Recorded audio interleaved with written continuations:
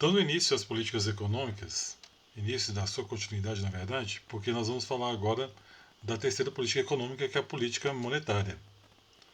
E nessa política monetária nós vamos trabalhar exatamente com ela e também com a parte da taxa de juros Selic, que é o nosso objetivo da aula, dando continuidade, que vamos dividir aí em algumas etapas dos vídeos, né?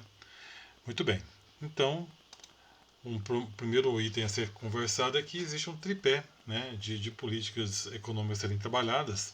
A política monetária, junto com a política fiscal e a política cambial, corresponde ao conjunto de medidas de suma importância no tripé macroeconômico de uma economia, e não seria diferente para nós aqui no Brasil.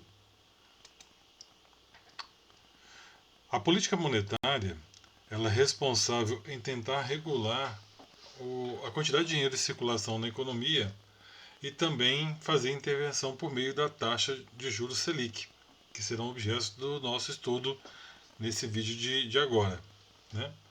Então nós temos aqui, conforme Gonçalves e Giovanetti, em 2015, o conceito aqui que política monetária é o uso que o governo faz da taxa de juros, normalmente com o objetivo de manter a economia perto do seu potencial e a inflação baixa e estável. Então nós partimos então dessas ideias aqui do que vai influenciar a política monetária, porque a política monetária procura adequar então, essa quantidade de moeda disponível e as necessidades econômicas de um país. E uma das primeiras coisas que nós temos que tratar é entender a questão da moeda. Antigamente a moeda era de ouro, era de prata, então o seu próprio valor estava nela mesma. Ela já carregava em si o seu lastro. Só que prata e ouro são recursos escassos. Então passou-se a fazer a moeda, na época, com outros metais não nobres e acreditava que aquilo lá tinha aquele valor porque existia um regulamento, né? E hoje em dia continua, cada país tem a sua lei que garante que aquela moeda, metal ou moeda, papel moeda, né, representa um valor lastreado ali no Banco Central.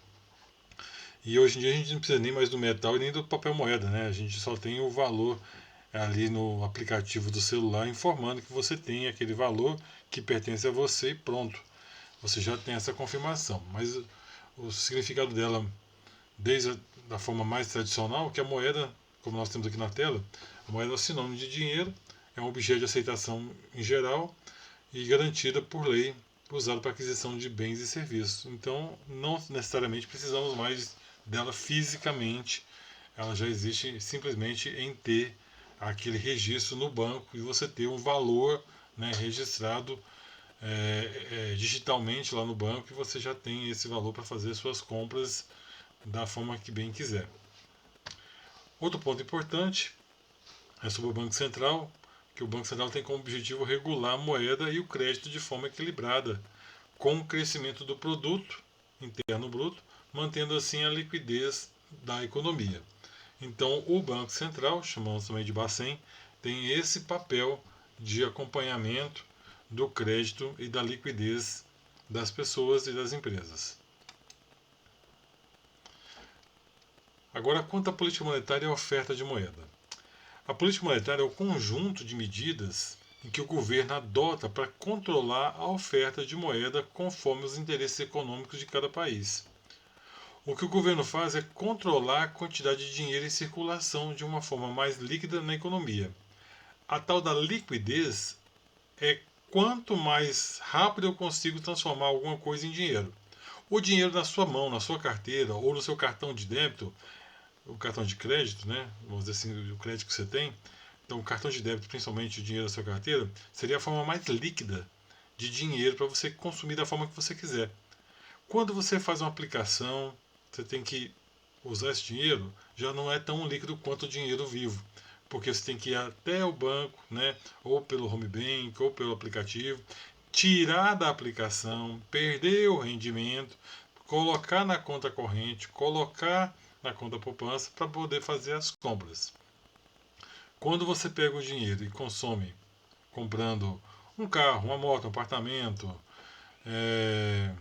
algum bem, um terreno, e você tem esse bem, mas você deseja comprar uma outra coisa que você vai ter que fazer primeiro? Vai ter que vender o terreno, a casa, o apartamento, a moto, transformar ele em dinheiro ou um crédito no seu aplicativo, no seu banco, para depois você comprar o que você precisa. Já não é tão líquido. Então a liquidez maior é quando você tem realmente o crédito lá na conta para você usar, ou quando você tem o dinheiro vivo na mão. Então seriam as formas mais líquidas.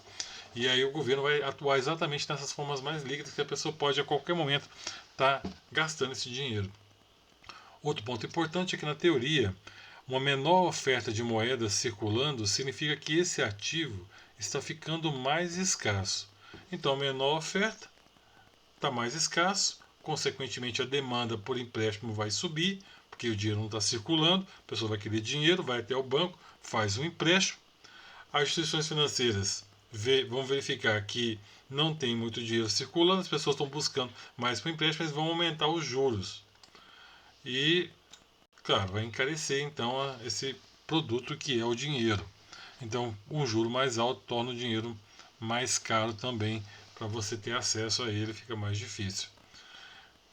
Maravilha, então. E o verso seria o mesmo, né? Agora, se nós temos aí uma procura pequena para o dinheiro, tem muito dinheiro sendo ofertado, os juros vão cair porque quase ninguém está buscando pelos empréstimos, também seria o inverso. Em termos de Banco Central, dentro da política monetária, o Banco Central é o banco dos bancos. Então, ele que vai trabalhar ali diretamente para tentar executar a política monetária do governo. Então, a execução de todas as medidas pensadas pelo governo vai ser executadas pelo Banco Central, que acaba sendo um guarda-chuva para os demais bancos.